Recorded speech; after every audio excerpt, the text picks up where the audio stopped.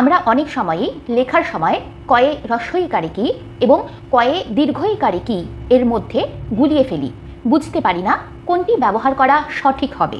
মনে রাখবে, যেসব ক্ষেত্রে হ্যাঁ বা না দিয়ে উত্তর করা সম্ভব সেই সব ক্ষেত্রে ব্যবহার করতে হবে কয়ে হ্রস্বইকারে কি। যেমন, তোমায় কেউ প্রশ্ন করলো, তুমি কি খেলবে? তুমি উত্তর দিলে হ্যাঁ, এখানে হবে কয়ে হ্রস্বইকারে কি।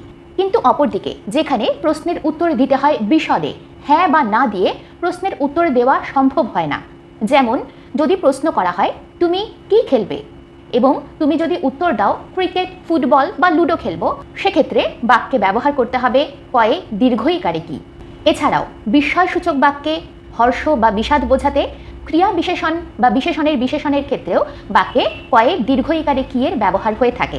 যেমন, কি সুন্দর কথা, কি অসাধারণ দৃশ্য ইত্যাদি।